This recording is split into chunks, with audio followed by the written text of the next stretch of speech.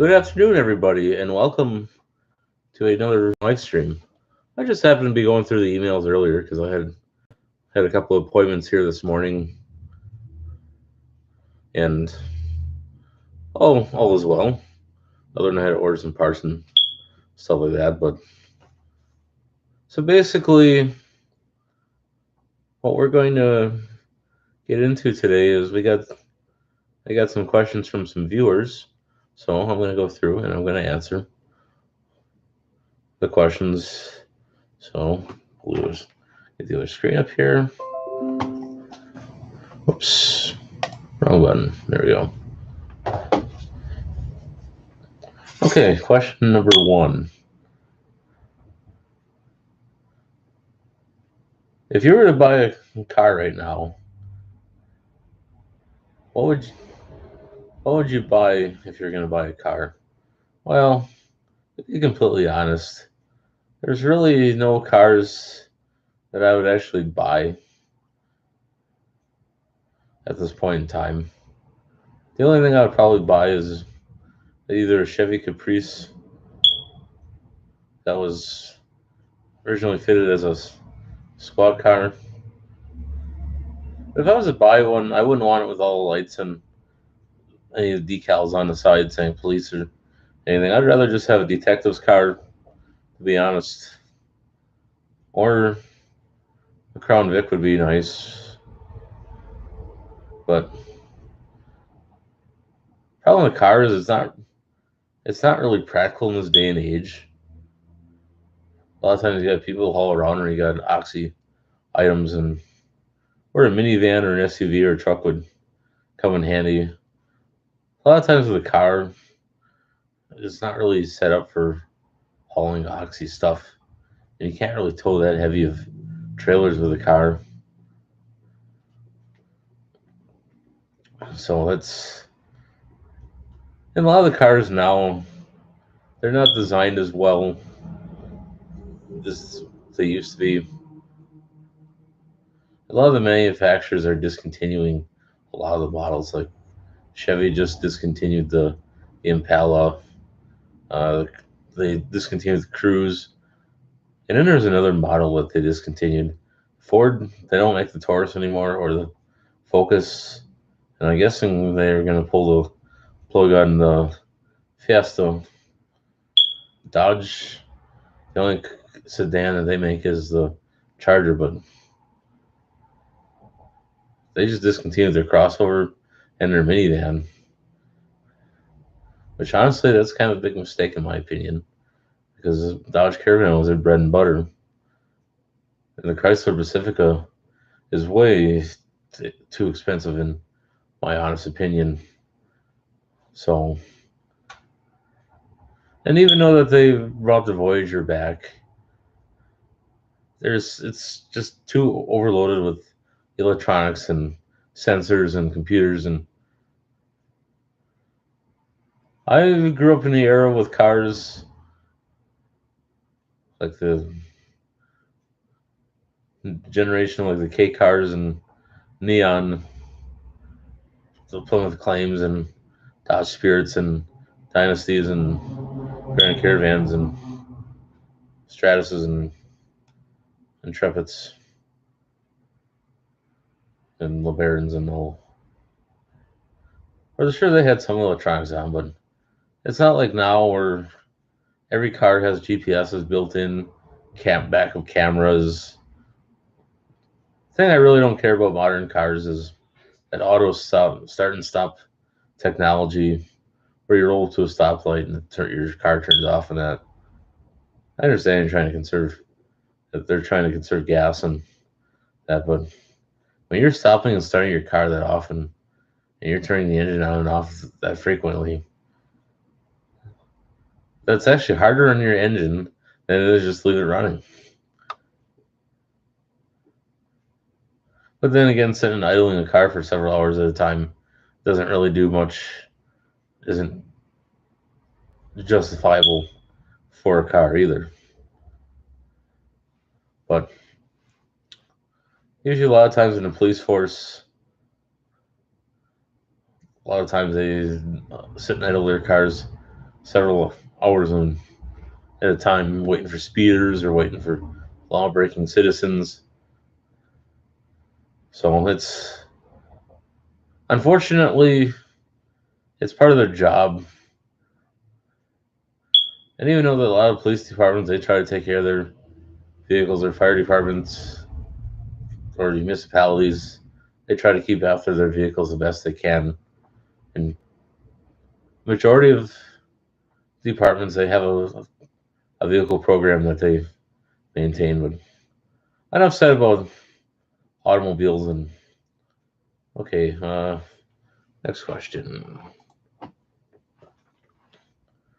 Since you're losing your rental spot, where are you going to go? Well, that's actually a very good question. I'm not shutting down the business, but I am moving out of here as of May 15th, as I got my eviction notice. So I got quite a bit of stuff packed up and out of here. I still got a lot to do yet, but it's not as much as what there was. But basically, I am looking at a few other places. I got in contact with the relatives next door. Well, they're not that close, but they're more or less distant cousins about possibly using a location. And I'm still waiting to hear back from some lady, possibly of another location up the street. But I think if I can get next door for a decent price per month, then I probably, because what I'm going to do is in my home location, I'll use it as a workshop because I already got something together there. So, but I would just use whatever property I get and use it as an office slash kind of like a store type thing, and actually set stuff up to sell, and let them and have demos and models. And so that's kind of what I'm looking at. I'm not sure how soon that's going to happen, or if or when. It's not. I'm just trying to keep things more in the humble and the more realistic. If I really want to get unrealistic with this, actually, I don't even know how you do that, but you just keep things more on a realistic scale, and chances are you'd have a lot more success than if you bite off more than you can chew. So basically, I'm pretty much getting things figured out here. I'm just waiting for certain things to fall into place at certain times. And pretty much when it comes to looking for a place financially, if I can get the rent cheap enough, then more than likely I will make a go of it. So we're gonna move on to the next question. If you were to buy a computer at this time, what would you buy? Well, honestly, depends on what you. It's kind of hard to answer that question specifically because there's so many different options out there. You got cheap of the cheap computers from Walmart. You got your average run of the mill.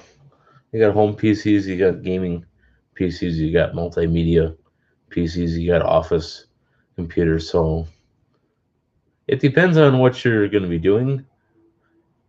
and how much work you're going to do or what kind of applications. So that's a big factor. Honestly, I wouldn't waste any money at Walmart on a computer. That's all, in my opinion. Majority of the stuff that they carry at Walmart, that's all just a bunch of junk, in my opinion. If you want decent computers, I wouldn't waste my time on Celeron processors or Pentium Gold. Or they serve their purpose, and they're low budget computers. I understand that, but in today's age and style of computers, at minimum, I go an i5 or AMD Ryzen Core 5 or like the A8 at minimum. A12 is decent. i7s are decent. Ryzen Core 7s are good. So it's as far as brands, I guess I'm more on the Dell and Lenovo side of things. I do like HPs. They got certain things, certain quirks about them that Dells don't have, or Lenovo. And I guess you could also say that Macintosh or iMacs are also, or MacBook is another alternative you can think on as far as a computer. So it depends on what you're going to be doing in that. So I hope that answers that question. Next question. If you were going to buy computer speakers, what would you buy? I've answered this one in the past, but I don't mind answering it again. Honestly, depends on your budget of how much you want to spend. I know that a lot of times you go to yard sales and that, or you go to a thrift store, you can find your Eltec Lensing cream colored speakers from years ago with the 2-in-1 or with a 2-channel with a subwoofer speaker system. And a lot of those, they got a decent sound. And they'll work with just about any computer. The only thing that they wouldn't work with is a modern iPad or a modern iPhone. But other than that, you can use those speakers for just about any application. Bose makes decent speakers. Even Logitech got decent ones. So hope that answers your question. Okay, next one. I'm not even sure how to answer this one, but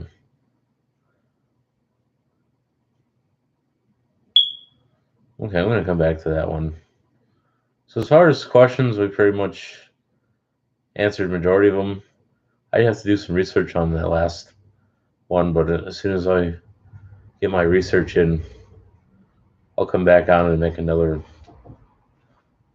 live stream about it. So thank you all for tuning in. God bless everybody. Take care. Yep, just the mouse that I needed.